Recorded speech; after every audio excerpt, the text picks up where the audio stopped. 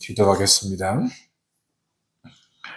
신실하신 우리 하나님 아버지, 오늘 우리에게 성령으로 충만케 하시며 그 현상으로 단비를 내리듯이 우리 영혼에 성령의 단비로 적시어 주시고 흘러 넘치게 하시며, 그래서 우리가 흠뻑 젖고 또한 또 다른 사람을 젖게 하는 그런 은혜가 우리에게서 일어나게 해 주시옵소서. 죽는 자가 살고 소망 없는 자가 소망을 가지며 절망의 자리에 있는 자들이 희망을, 소망을 가지는 그런 역사가 있는 저희 현장이 되게 하여 주옵소서. 세상에서 소망을 두며 살던 사람들이 하늘의 소망을 가지며 사는 곳이 되게 하시고, 세상이 유일하다 여기는 사람들이 유일하지 않다 인정하며 하나님 나라가 있음을 고백하는 그런 현장, 이곳이 되게 하옵소서. 하나님 앞에 불의한 사람들 더는 머물지 못하게 하시고, 하나님 없이 살려는 자들 괴로워서 못 살게 하시며, 하나님 사랑 없이도 살 수 있다 여기는 자들이 무너지게 하시고, 오직 하나님이 주시는 은혜와 사랑 안에서 안식하며 복을 누리며 위로를 얻는다는 고백으로 살아갈 수 있도록 역사해 주시옵소서. 교회가 불의하는 것을 침묵하지 않게 하시고, 하나님 앞에 범죄하는 것을 침묵하지 않게 하시며, 주 앞에서 입을 열어 가르쳐 증거하게 하옵소서. 말씀과 기도로 교회는 거룩함을 입는다 하였사오니, 주여 부족한 것, 소홀한 것 일으켜 주시고, 말씀과 기도로 주 앞에 달려가고자 하는 마음을 주셨사오니, 모든 구성원들에게 이 원리와 근본에서 신앙과 삶을 살아갈 수 있도록 하옵소서. 주의 말씀을 듣겠사오니 오셔서 우리에게 말씀해 주시고, 설교자의 소리에 불과하며 설교자가 전하는 말에 불과하지 않도록 하시고, 성령이 교회들에게 하시는 말씀으로 교회가 그 말씀을 하나님의 말씀으로 들을 수 있게 하옵소서. 연약한 가운데 부요하게 하시는 우리 구주 예수 그리스도의 이름으로 기도합니다. 아멘. 창세기 1장을 보겠습니다.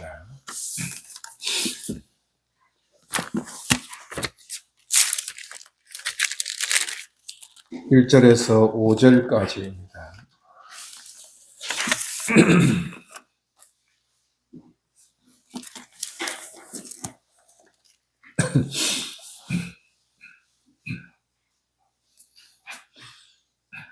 창세기 1장 1절에서 5절까지 함께 하나님의 말씀을 받읍시다.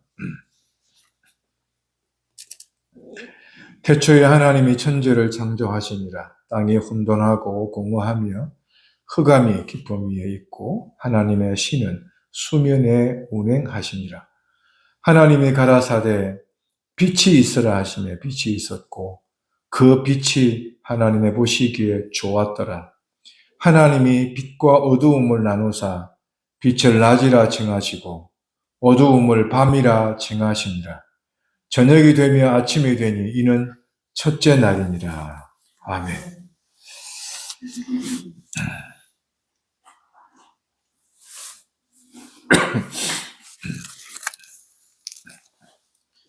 26년도 교회 실천표 다시 확인을 하면, 진리를 따라서 빛의 진원지로 향하여 떠나면 그곳에 빛 되신 자가 기다리고 있고, 그래서 그 빛을 쫓아가면 예수님을 만나게 된다 하는 것이었습니다. 그래서 빛을 따라 진리의 가르침에 주목해보자 하는 것이 교회 실천의 표였습니다. 그 빛은 어두움에 있는 사람들을 더는 어두움에 있지 않게 하고 또한 어두움에 익숙한 사람들을 구원해서 빛이 있는 곳으로 나아가 빛의 나라에 속하게 하는 그런 은혜와 역사가 있게 되는데 우리가 빛의 자녀로 세상의 빛으로 나아가서 우리가 그들을 향하여 그들과 함께 살아갈 때 어두움을 싫어하거나 어두움을 두려워하는 사람들이 빛의 자녀인 우리를 보고 그 빛 어디서 가졌냐 물어볼 때 나를 따라오면 이 빛을 그리고 이 빛의 근원자인 예수님을 만나게 될 것이다 라고 하는 근본의 역사가 있게 됩니다. 그래서 빛을 따라가면 예수님을 만나는 것이 첫째라면 그 예수님을 만난 사람들은 예수님의 말씀을 받은 자로서 빛을 비추는 낮에 속한 자로서 빛을 비추이라 하는 사명까지 가진 자로서 우리는 우리가 있는 그곳을 밝게 빛의 나라로 만들어 갈 수가 있는 것이에요. 그래서 우리가 빛을 발하게 되는데 그 원리를 창세기 1장 1절에서 5절 그리고 18절 이후에서 19절 이 사이에서 우리는 성경의 가르침을 알 수 있게 됩니다. 그래서 시간이 주어지는 범위 안에서 크게는 한 2주 안에 이 말씀을 좀 더 그렇게 풍성하게 나누어 보려고 합니다. 창세기를 보면서 요한복음을 같이 보게 되었는데 또 요한복음을 설교하면서 창세기를 살피게 되었는데 그래서 주제를 강력하게 또 도전으로 받게 되었고 오늘 교우들에게 설교하는 자리에 이르게 되었는데 여러분 우리가 교회를 나오는 것은 가장 행복한 사람의 발걸음이어야 되거든요. 하나님의 집에 나오면서 그 발걸음이 무겁다면 어딘가에게는 문제가 있죠. 여러분 이제 설 명절이 시작되잖아요. 설 명절에 각각의 형편에 따라 다르지만 그냥 보편적으로 보면 설 명절에 부모가 있는 고향으로 가고자 하는 것.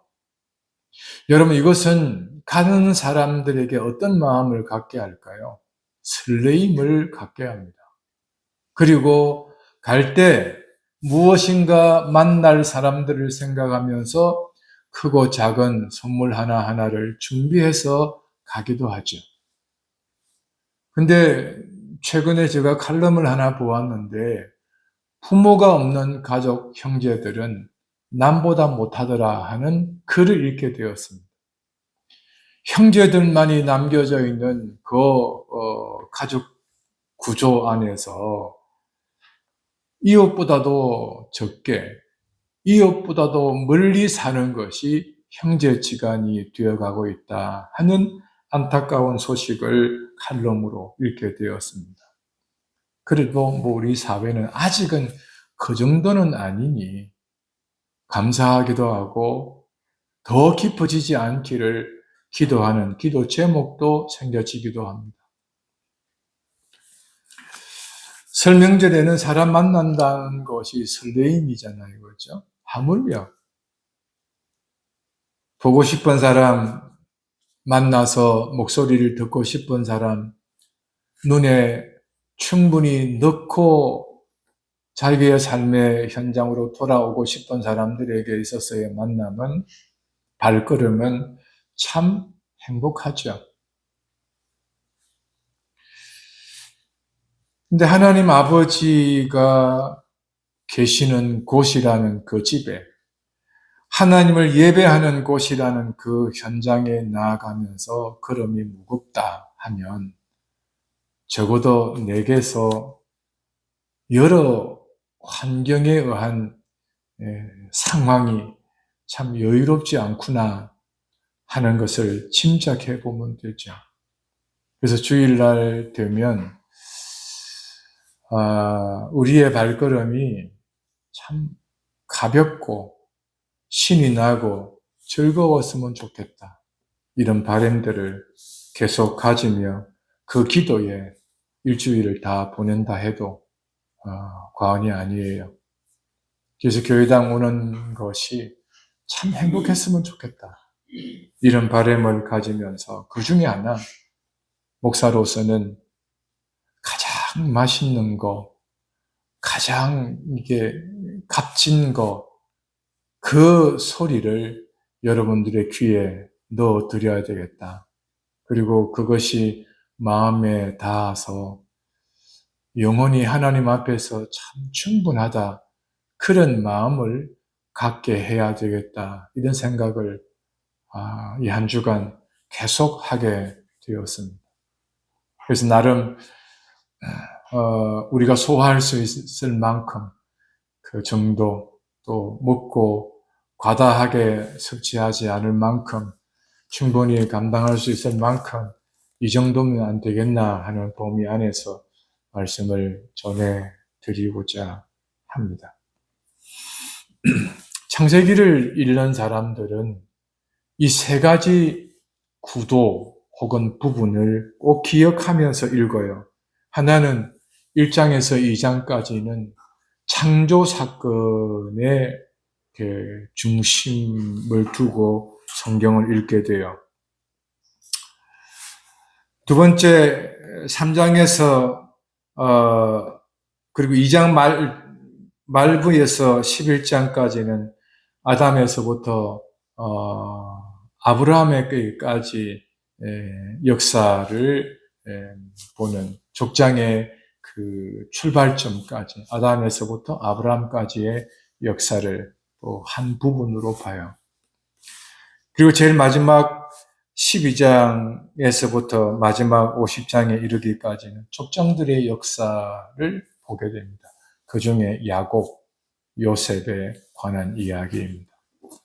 요 세 개의 이 구분을 지어서 이해가 가능하면 창세기가 이런 성경으로 이어지는 거구나, 이런 걸로 구성이 되어 있는 거구나를 알면서 창세기에 집중할 수 있게 됩니다.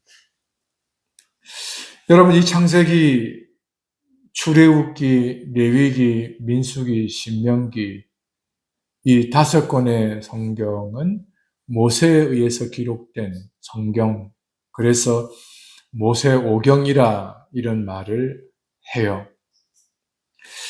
모세가 이 오경을 기록하는 시점이 언제인가?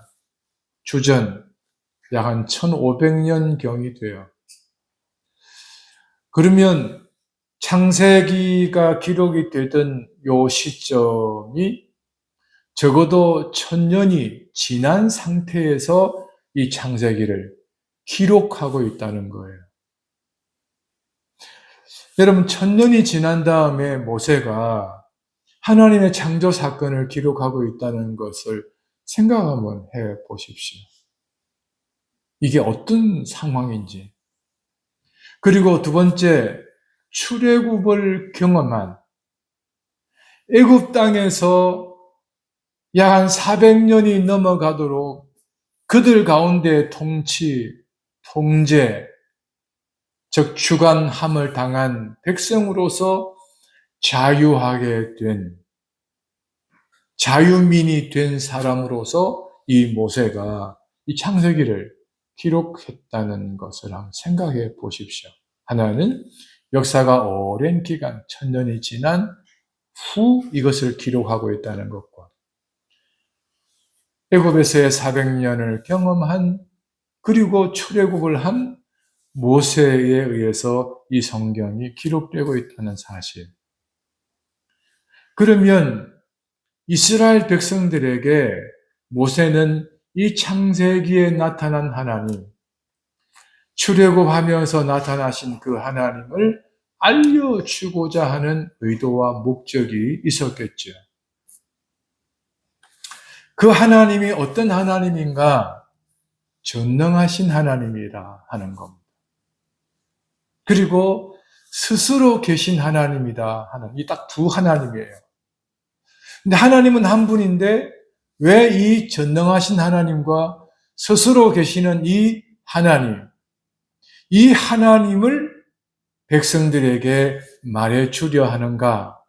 그것은 이스라엘의 하나님이기 때문에 그래요. 각각의 나라 안에 그들만의 신이 존재하거든요. 근데 이스라엘의 신은 이 전능하신 하나님과 그리고 엘로힘의 하나님, 스스로 계시는 이 하나님이 그들 가운데 여호와 하나님, 엘로힘의 하나님이 그들의 하나님이란 사실을 알려주는 그런 학습, 교훈, 가르침, 신앙 고백, 이것이 이스라엘에게 필요했던 것이어서 그들에게 전해주고 있는 겁니다. 구약 성경은 약 1100년 동안 32명의 저자에 의해서 기록이 된 반면에 신약 성경은 50년 정도의 시간이 걸려서 8명의 저자에 의해서 기록된 책입니다.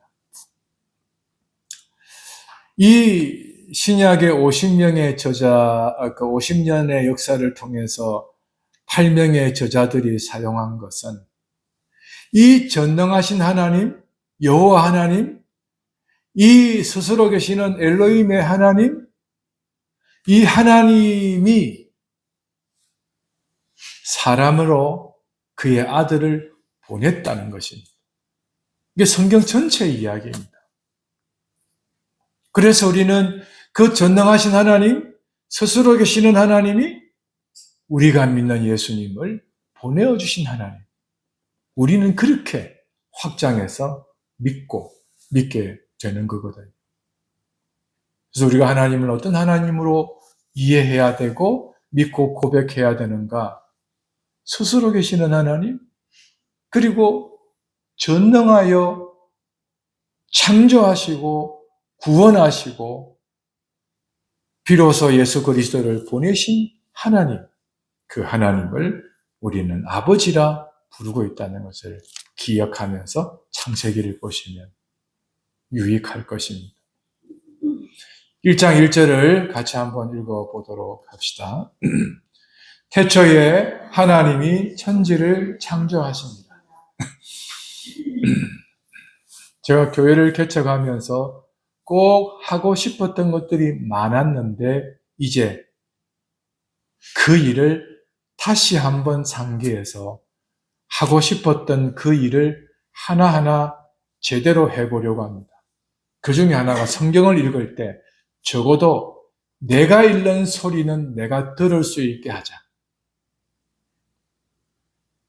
그래서 다 죽어가는 소리가 아니라 하나님이 우리에게 그리고 나에게 말씀하신 것, 지금도 말씀하고 있는 하나님의 말씀이라는 이 고백을 가지면서 적어도 큰 소리로 하지 못할지라도 내가 하는 소리는 내가 들을 수 있게 하라. 이게 우리 교회가 갖고자 하는 기준, 특징, 그렇게 말씀드리고 싶어요. 다시 한번 읽어볼까요? 태초에 하나님이 천지를 창조하십니다. 네. 자, 1장 1절을 보면 하나님이 천지를 창조했다는 것입니다. 근데 그 앞에 나오는 단어를 한번 보십시오. 태초입니다. 창세기는 그리고 성경은 이 세상이 있기 전의 사건, 있기 전 시간, 있기 전의 어떤 상황을 남기려고 기록한 것이 아니라 성경을 기록한 목적은 하나님이 세상을 창조할 때 시작점에서부터 이 시대에 이르기까지 성경을 기록한 이유, 목적, 거기에 있다는 것을 우리는 기억하고 꼭 마음에 새겨 놓으시기를 바랍니다. 성경은 세상에 그리고 사람을 중심으로 하나님의 역사를 시작한 것에서부터 마지막에 어떻게 될 것인가에까지 시간의 시작, 역사의 시작, 세상의 시작에서 끝을 다루고 있는 것이 성경이다 하는 것을 기억하셔야 합니다. 그리고 여기에는 등장하지 않지만 여러분 우리 사도신경의 첫 부분에 보면 어떤 고백을 합니까? 전능하사 천지를 만드신 전능하신 하나님 아버지를 내가 믿는다. 전능이란 단어가 하나 생략됐죠. 그러면 우리 하나님에 관하여 어떤 분으로 믿는다는 겁니까? 전능이란 말을 써요. 그러면 이 1절에 나오는 하나님은 어떤 하나님일까요? 전능하시다. 그래서 전능하신 하나님이 천지를 창조하였다면 땀 흘리는 수고가 아니라 소리에 의해서 전능자의 입에서 세상이 만들어지고 있다는 사실을 확인할 수 있습니다. 3절을 같이 읽어볼까요? 하나님이 가라사대 빛이 있으라 하심에 빛이 있었다. 왜 이렇게 가능할 수 있을까요? 말씀하시는 분이 전능하시기 때문에. 우리가 믿는 하나님은 그런 분이더라라는 거예요. 요즘 들어서 이 전능하신 하나님을 많이 생각을 하고 살아갑니다.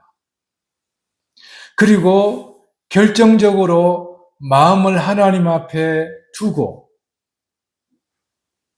맞아요 라고 마음을 고백하여 하나님께 드린 것이 있는데 기도에도 언급을 한 바와 같이 교회의 거룩은 말씀과 기도에 있습니다. 성경을 읽을 때 누가 듣는다고요? 내가 들어요. 그럼 기도는요? 누가 들어야 할까요? 내가 들어야 합니다.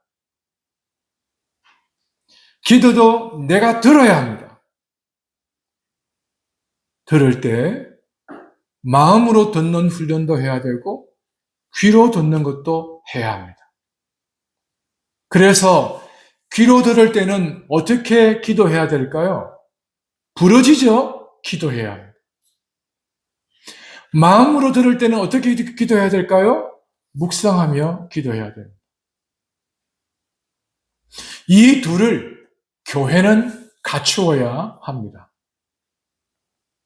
그래서 교회를 개척하면서 하고 싶었던 것 중 두 번째가 하나님의 말씀을 듣고 난 다음에 그 말씀을 가지고 기도하는 것입니다.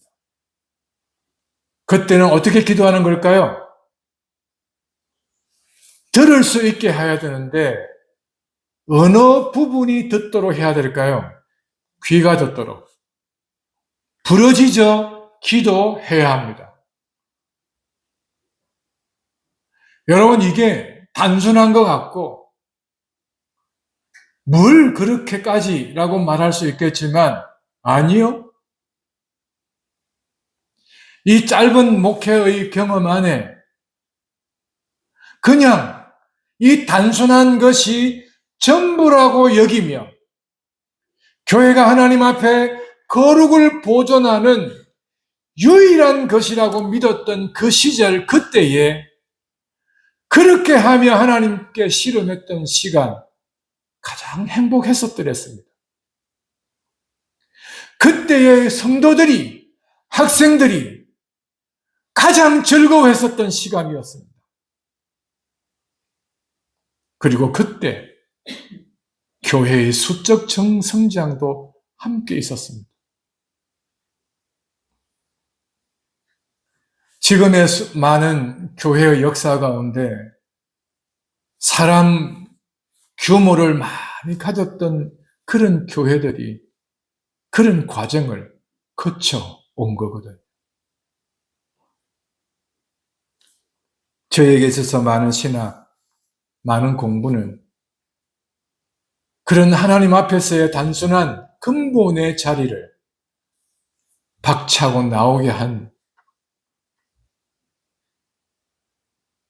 참으로 어리석은 도구이기도 하였구나, 이 생각을 비로소 하게 됩니다. 여러분, 우리가 그 단순한 근본의 자리를 박차고 나가면 뭐든지 잘 살 것 같지만 한번 그 자리를 박차고 나간 다음에 나와 우리를 한번 생각해 보면 빈곤의 시작이 그때부터였을 겁니다. 내가 기도하는 자리를 점점 잃어버렸을 때, 내가 기도하는 소리를 점점 멀리서 듣는 것과 같고 이제는 그 소리마저 안 들리고 있는 사람으로 살아간다면 그는 빈곤의 자리에 있다고 보아야 할 것입니다. 성도의 빈곤과 성도가 살아가는 삶의 빈곤은 다릅니다. 가졌으나 갖지 못한 자요, 많이 누리는 것 같으나 누리지 못하는 빈곤한 사람으로 살아갈 수 있습니다. 뒤집어 보면 영혼의 부유함을 가진 사람은 실제적인 삶의 빈곤함이 있을지라도 빈곤하다 생각과 마음이 그렇게 쪼들리며 살지는 않았을 겁니다. 바꿔야 합니다. 이 원리를 바꾸셔야 합니다. 저도 바꾸고 여러분도 바꾸고, 단순한 것이 유일하다 여길 수 있어야 합니다. 1장 1절은 이것을 우리로 하여금 돌이키게 하는 가장 중요한 하나님의 말씀입니다. 시작부터 그 하나님 앞에 있게 하셨습니다. 세상의 시작점에서부터 하나님은 그 만든 사람을 하나님 앞에 두었습니다. 그 하나님이 어떤 분이라고 말입니까? 전능하신 하나님이라고요. 여기에 그냥 하나님이라고 언급하지만 그 사람들은 그 하나님을 어떤 하나님이라고 인정하며 고백하며 따랐을까요? 전능하다는 겁니다. 지금 저와 여러분들은 이게 없어서 불안할 수 있어요. 저게 충분하지 않아서 불안할 수 있어요. 그리고 미래를 살아보지 않았던 그 생활이 지금 가진 것으로는 턱없이 안 돼. 그래서 불안해하며 있을 수 있을 겁니다. 그럼에도 저와 여러분들의 하나님은 어떤 하나님이십니까? 그러면 그런 수많은 갈등과 불안과 두려움 가운데 그 전능하신 하나님은 저와 우리에게 어떤 존재입니까? 불안하게 만드는 그런 하나님일까요? 불안한 것을 불안하게 하는 삶을 보며 어떻게 살지, 그렇게 살아가는 사람들에게 하나님은 날 믿어 그렇게만 하고 있을까요? 질문하고 있는 하나님이라는 사실도 알아두셔야, 네가 믿는 하나님은 어떤 하나님이? 라는 질문을 하고 있다는 사실도 기억하셔야 해요. 그 질문을 제가 대신해 봅니다.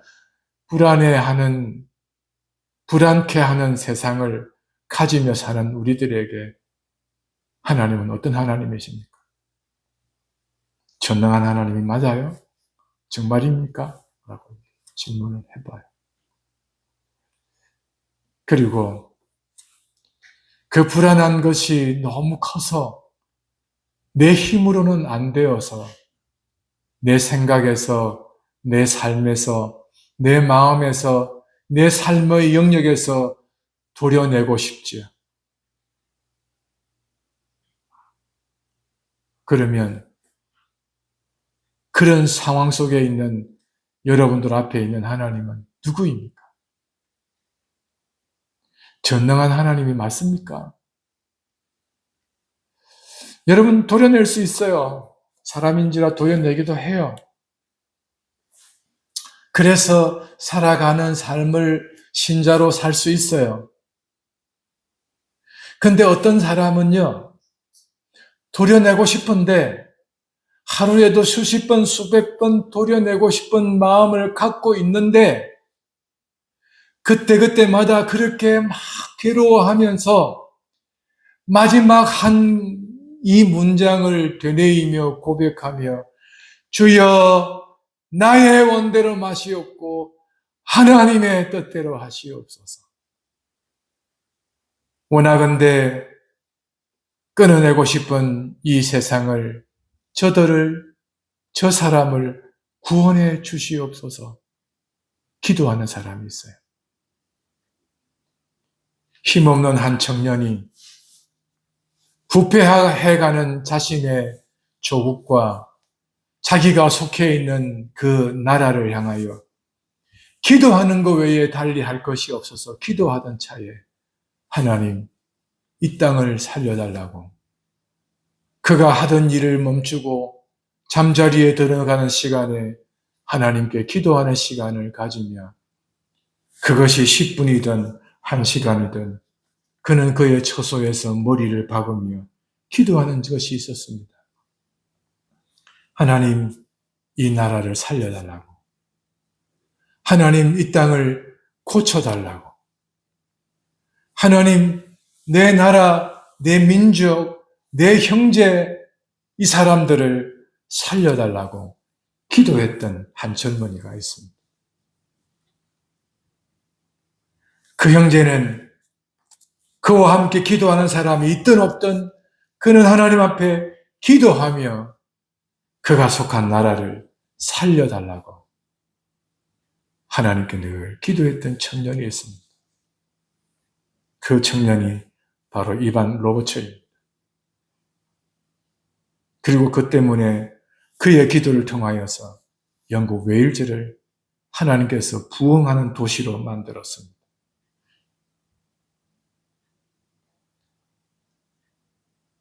여러분, 우리 학생신앙운동이라고 하는 학생신앙운동의 태동에도 5명, 7명의 학생들이 모여서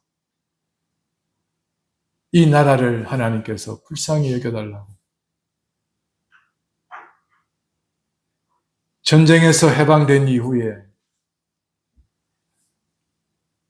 휴전 협상을 맺고 이제 각자의 삶의 현장으로 돌아가고 있는 그 시점에 하나님, 전쟁 폐허가 되어 있는 이 땅을 하나님 살려달라고 이 땅에 우리 조국, 우리나라 이 백성들을 하나님 잘 회복할 수 있게 해달라고 기도했던 학생들이 모여서 낮에는 공부하고 밤에도 공부하며 시간을 틈틈이 내어 예배당에 모여 기도했던 그 학생들이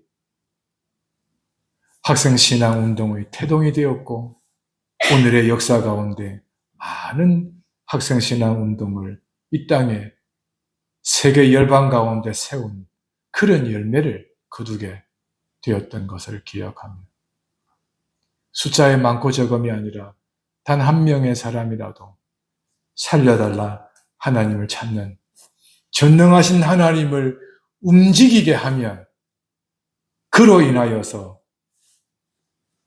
무너진 폐허가 된 땅을 세워줄 수가 있다는 것을 확인할 수 있습니다.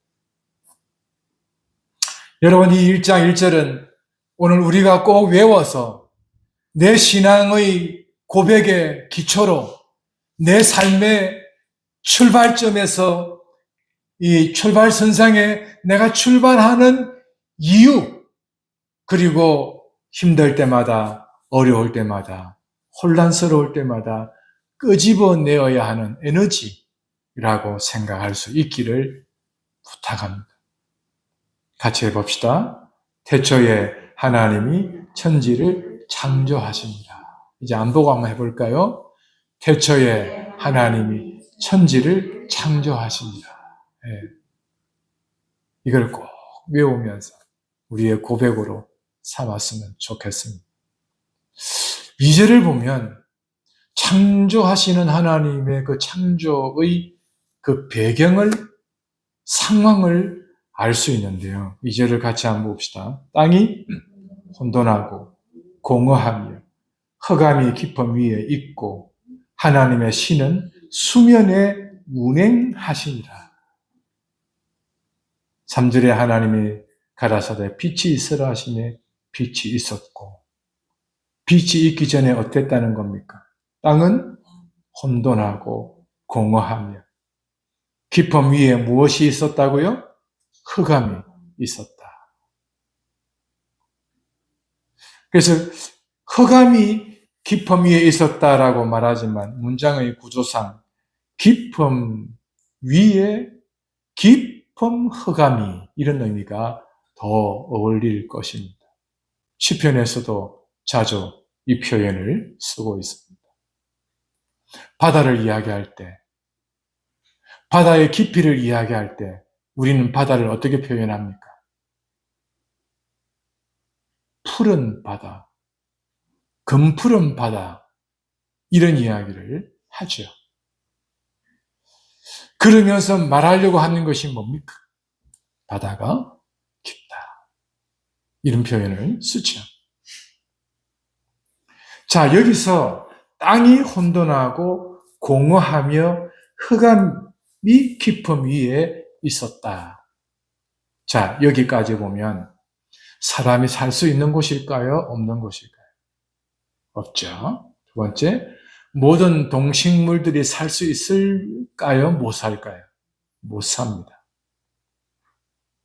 자, 이런 상황들이었다는 것입니다. 그럼에도 불구하고 그 속을, 그 가운데 그것들과 함께 누가 활동하고 있습니까? 하나님의 신이다, 그렇게 이야기합니다. 그러면 하나님이 뭐며 하나님의 신은 뭘까? 성경에서 하나님의 신이라고 이야기하는 것은, 자, 여기서 약 한 1500년의 간격이 있었고 모세에 의해서 기록하고 있다면 그 당시에 하나님의 신에 대한 이해가 무엇일까? 역으로 추적해 올라가면 알 수 있지 않겠어요? 그죠? 그러면 1500년이 지난 시점에서 모세와 모세의 시대에 하나님의 신이라고 하는 표현을 사용했을 때 그들은 누구를 생각했을까? 성령 하나님이었습니다. 그러면 하나님의 신이 수면에 운행했다? 이 허감의 무질서한 세상 가운데 누가 다니고 있었다고요? 성령님. 요한복음 1장을 찾아 확인해보고 다시 돌아와 보겠습니다.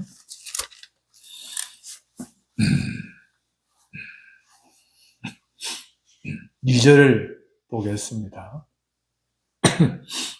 요한복음 1장 2절, 3절인데요.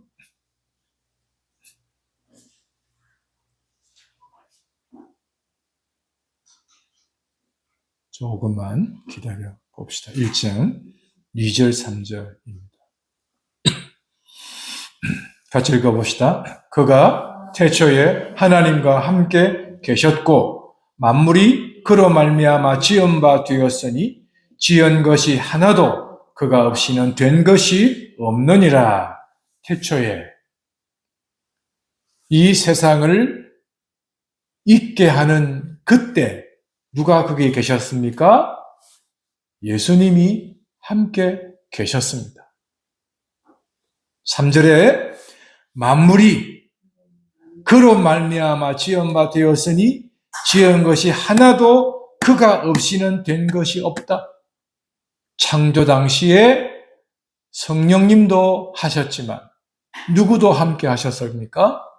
예수님도 함께 하셨다는 것입니다. 동참했다는 거예요. 자, 이 태초부터라도 그 시작점에 삼위 하나님이 함께 하셨다 하는 것입니다. 창조에. 그리고 그 창조를 이루시는 것에서 여전히 말씀이셨던 그로 인하여 되어졌고, 그리고 그것을 채워 가셨던 분이 누구라는 겁니까? 성령이셨다는 것입니다. 여러분, 이것은 두 번째 제가 나누려고 하는 것이 있어요. 하나님이 창조한 것에서 성령 하나님께서 그 창조 사역을 충만하게 이루어 가셔요. 이 창조 사역을 충만히 이루어 가시는데 마치 무엇과 같으냐? 나라와 같아요. 나라를 세우는데 땅을, 그리고 그 땅의 질서를, 그리고 그 땅의 사람을, 그리고 사람이 살아가도록 하는 기준과 내용과 규칙을, 그리고 그들이 필요한 것들을 채워가는 이런 일을 창세기 1장이 하고 있어요. 그래서 나라를 기초로 세우고 그 위에 기준을 세워서 하나하나를 채워가고 질서를 가지고 가는 것이 창세기 1장인데요. 1절에서 2절까지 배경이면 3절에서 13절까지는 나라의 형태라면 14절에서 마지막까지는 그 나라 안에 구성들을 이루어가는 창조의 구조를 우리에게 소개하고 계셔요. 거기에 성령 하나님이 활동하고 있다는 것입니다. 즉, 하나님의 창조를 계획하시고 그리스도 안에서 말씀하시고 그것을 성령 하나님이 채워가고 계셔요. 이게 대원칙이에요.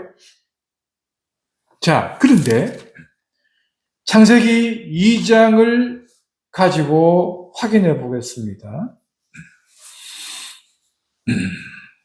15절을 한번 읽어보겠습니다.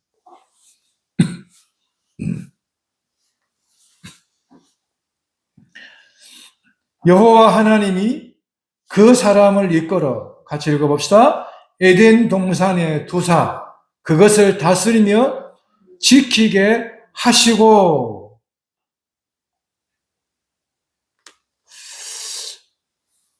2절을 같이 한번 읽어볼게요. 여호와 하나님이 아담에게서 취하신 그 갈빗대로 여자를 만드시고 그를 아담에게로 이끌어 오시니. 24절에 이러므로 남자가 부모를 떠나 그 아내와 연합하여 둘이 한 몸을 이룰지로다.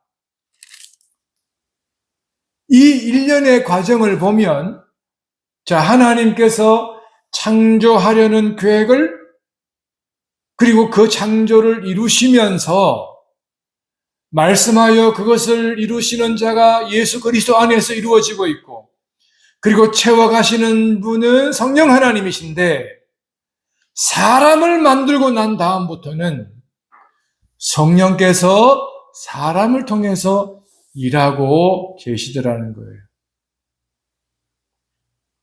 그러면 창조에 있어서 하나님은 세상을 만들고 이 세상을 만든 창조 안에 창조물인 사람을 통해서 그의 다스림이 계속적으로 이루어지게 하였다는 것입니다.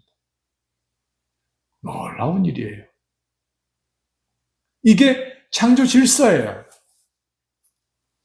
그리고 창조 질서 가운데 두 번째가 있어요.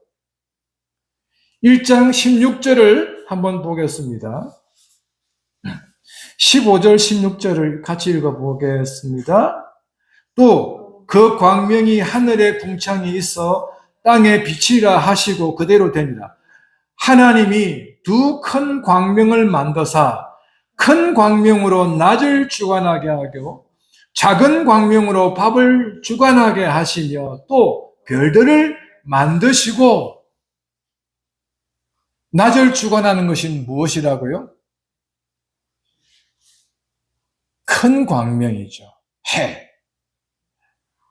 밤을 주관하는 것이 무엇입니까? 별.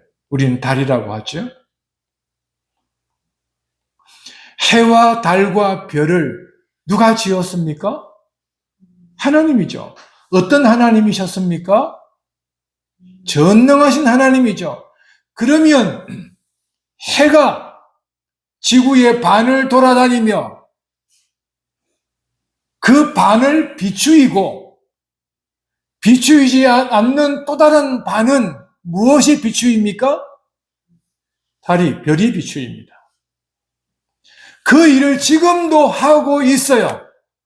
그러면 해와 달과 별을 마주하면서 우리는 하나님이 세상을 다스리고 있다는 사실을 확인할 수 있습니다. 해와 달과 별을 보며 그것들을 절하여 섬기는 것이 아니라 무엇을 보게 하는 겁니까? 전능하신 하나님을 보게 하고 있습니다.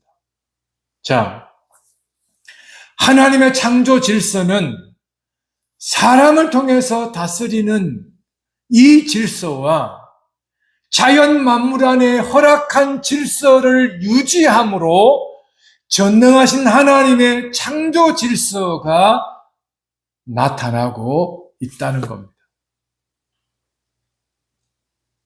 이것이 아직까지 5,000년 역사가 지나는 가운데서도 지금도 일어나고 있다면 우리는 그 속에서 무엇을 노래해야 할까요? 하나님의 전능하심을.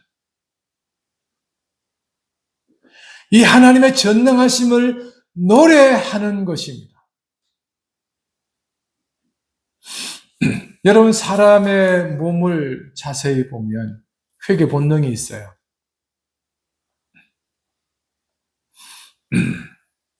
칼에, 못에, 가시에 찔려 피가 나요. 피난 그 자국에,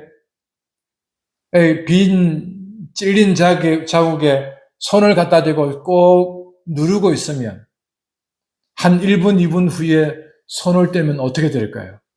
멈추죠.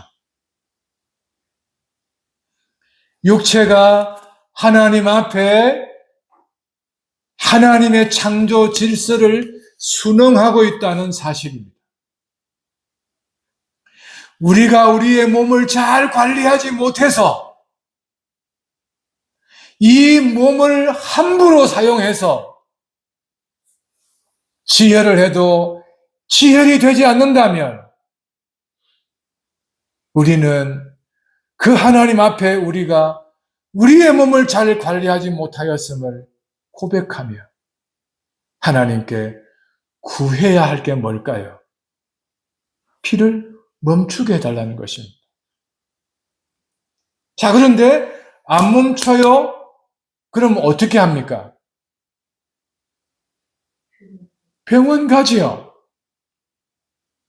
하나님께서는 우리 스스로가 되지 않기 때문에 인체를 그리고 과학적 연구를 통해서 어떻게 해야 하는지를 알게 한 기관이 있고 사람이 있고 약이 있어서 거기에 도움을 입게 하였으니 우리는 병원을 다녀올 때마다 전능하신 하나님이 인간에게 준 지혜와 능력을 찬양할 수 있어야 합니다. 이게 바로 전능하신 하나님의 백성들이 하는 태도입니다. 병원에 가서 의사를 만나서 그 질서를 따르지 않는다면 이유가 있어야 합니다. 분명한 이유가 있어야 합니다. 자기의 판단에 경험에 의존하는 것이 아니라 다른 사실적 이유가 있어야 합니다. 나의 경험을 앞세울 수 있어요. 그러나 더 앞세워야 할 것은 하나님의 창조 질서입니다. 땅이 혼돈하고 공허하며 흑암이 깊음 위에 있는 그때에 하나님의 신이 수면에 운행하시며 그 혼돈된 세상을 하나님께서 어떻게 하고 있습니까? 질서를 잡아가고 있습니다. 여러분, 전능하신 하나님은요, 질서의 하나님이십니다.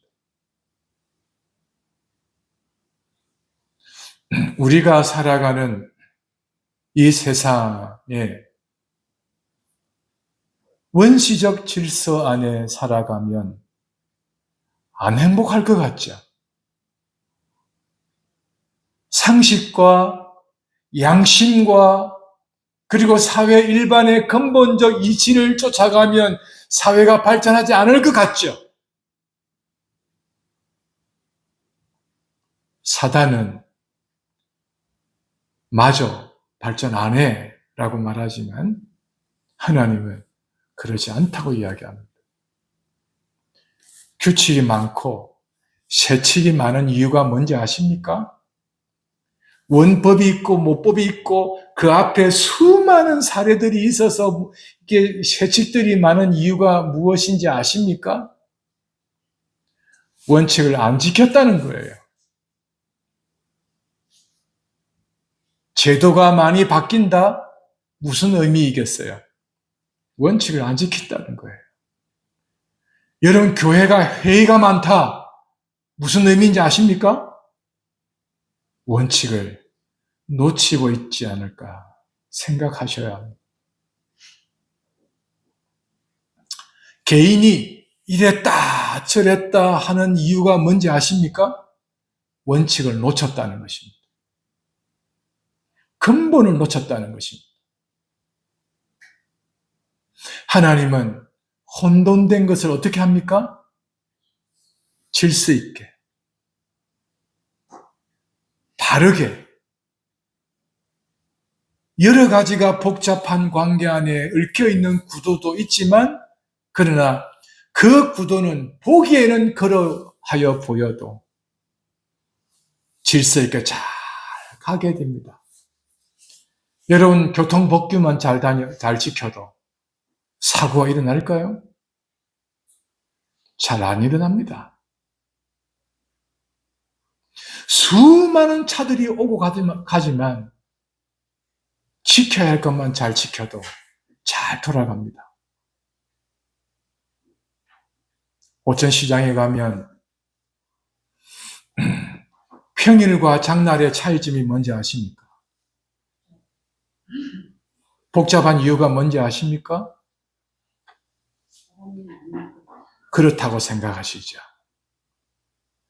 원칙이 없어졌기 때문에 그렇습니다. 원칙이 존재하지 않기 때문에 그렇습니다. 그럴 수 있지. 이런 시대는 원칙을 무시할 수 있습니다. 하나님은 우리로 하여금 근본으로 이끌어간다는 사실을 기억하시면 좋아요. 하나님께서는 이런 혼돈된 세상을 운행하신다. 왜요? 이 혼돈을 질서 있게, 바르게 하여 주시기 위해서입니다. 3절 같이 읽어보겠습니다. 하나님이 가라사대 빛이 있으라 하시니 빛이 있었고 그 빛이 하나님 보시기에 좋았더라. 하나님이 빛과 어두움을 나누었다. 원래 무엇이 가득했습니까? 어두움이었습니다. 빛을 허락해 주셨습니다. 어두움에 빛을 허락해 주셨다는 사실을 기억하셔야 합니다. 요한복음 1장을 다시 한번 확인해 보고 돌아와 보겠습니다.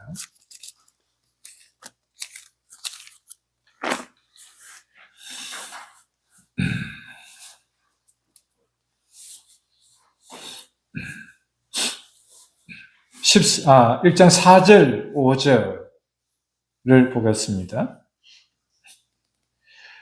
그 안에 생명이 있었으니 이 생명은 사람들의 빛이라.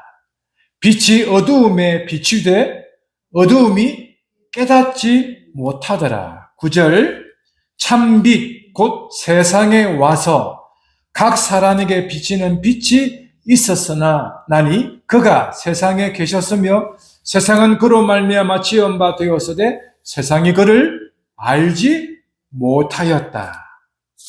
12장으로 넘어가 보겠습니다.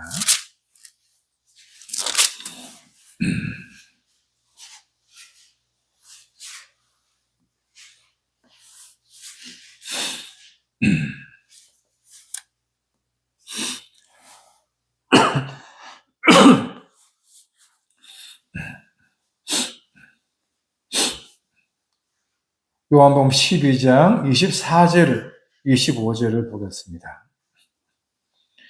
내가 진실로 진실로 너희에게 이르노니 한 알의 밀알이 땅에 떨어져 죽지 아니하면 한 알 그대로 있고 죽으면 많은 열매를 맺느니라. 자기 생명을 사랑하는 자는 잃을 것이요 이 세상에서 자기 생명을 미워하는 자는 영생하도록 보존하리라.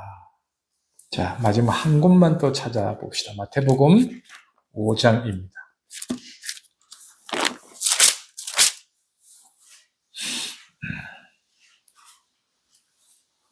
마태복음 5장 13절, 14절입니다. 14절만 읽을까요? 15절, 14, 15.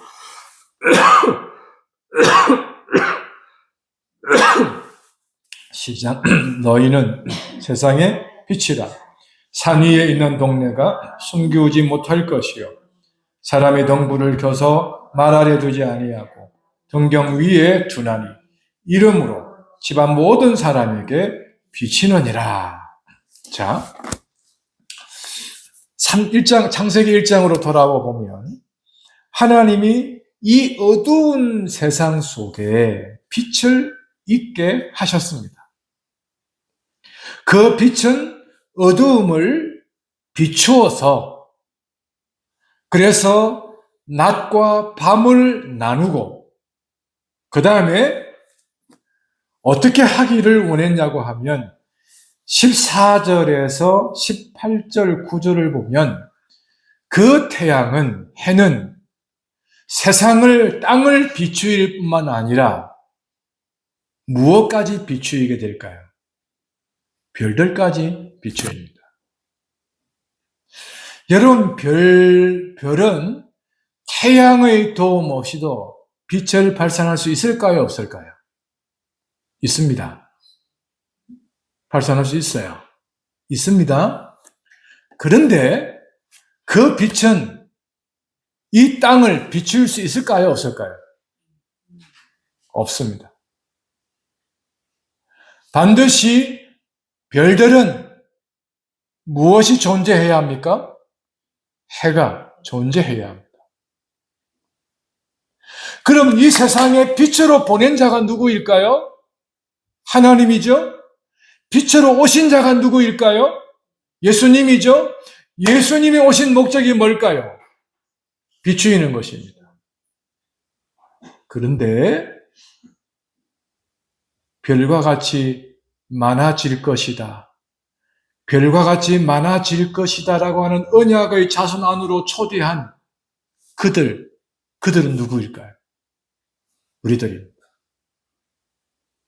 이 별들이 세상을 비추이려면 반드시 필요한 게 뭘까요?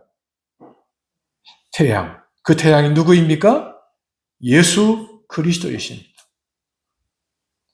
그래서 그 빛을 비추도록 마태복음 5장 14절에 보니 성도를 무엇이라고 말씀하고 계십니까? 세상의 빛이라고 합니다. 그러면 우리가 예수 그리스도의 빛을 받아 세상으로 나아가면 세상을 비추이는 빛이 된다는 거예요. 근데 그가 해를 필요로 하지 않으면 그 자신도 겨우 살아갈 정도입니다. 그리스도를 온전히 받으며 살아가면 대낮처럼 밝게 밤을 비추이는 보름달이 될 수 있습니다. 여러분, 교회 성도들에게 비유로 들어서 설명을 해드리자면 초승달로 살아가는 것이 좋겠습니까? 보름달로 살아가는 것이 좋겠습니까? 네, 보름달이죠. 이유가 뭘까요?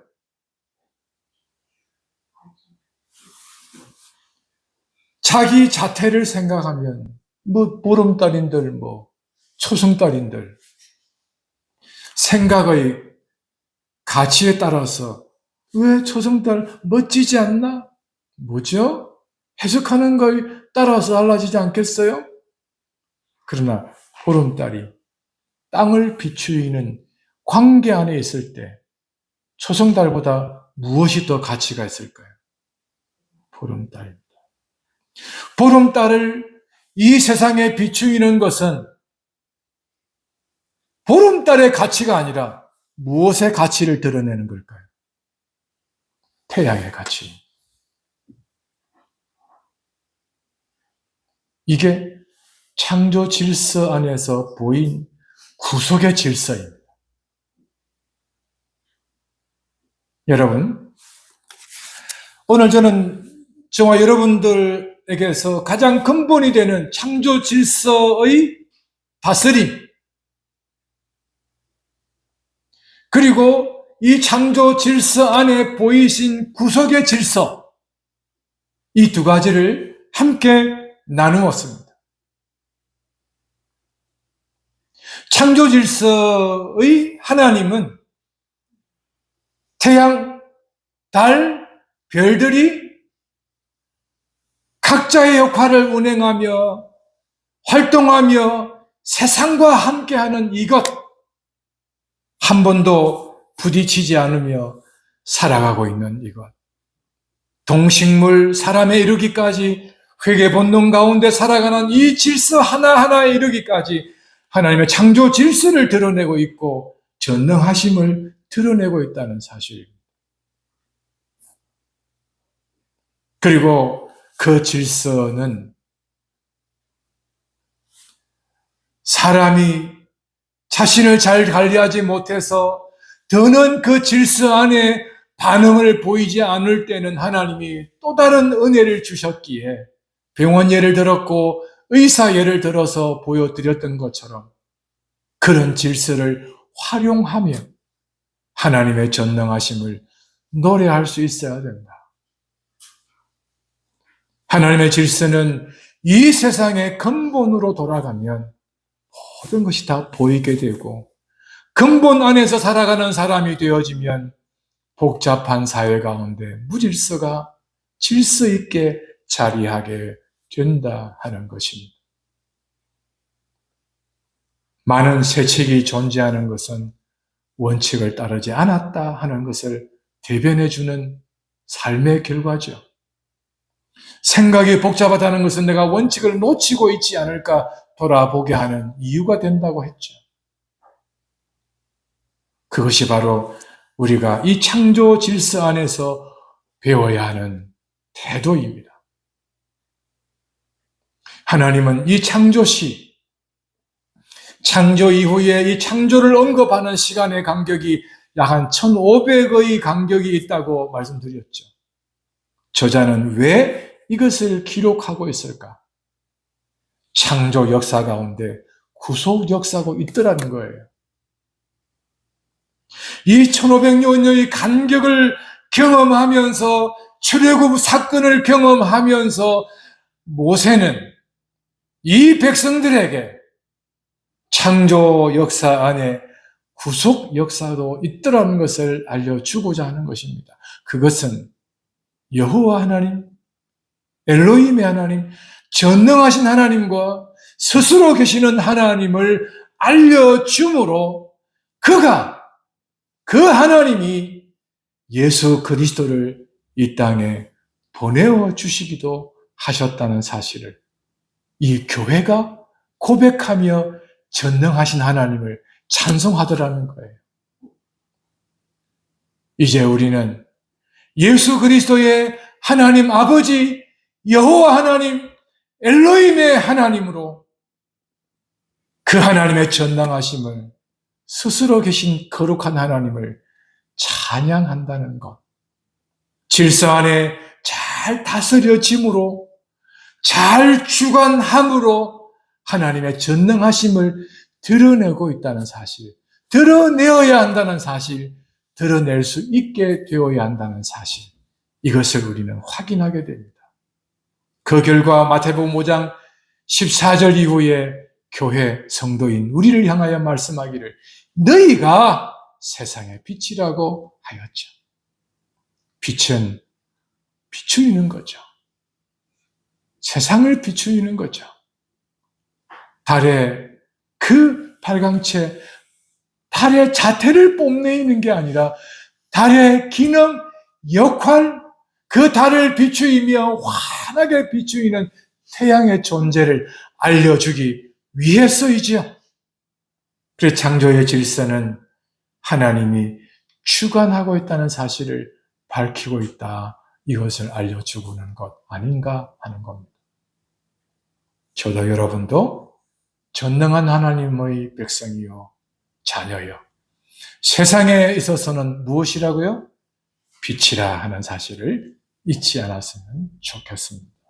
빛으로 세상을 다스리게 하시는 그 하나님의 다스림이 충만히 일어날 수 있기를 주의 이름으로 축원합니다. 아멘. 기도하겠습니다. 하나님 우리 아버지 은혜를 감사합니다. 주의 은혜 아래에서 주의 성실하심 앞에서 온전히 거룩히 사라질 수 있도록 하시옵고 주의 영광이 우리 가운데 충분히 있어지기를 간절히 소원합니다. 주의 영이 함께 하시기를 간절히 원하고 우리 삶에 동행하시기를 기대하며 구주 예수님 이름으로 기도합니다. 아멘.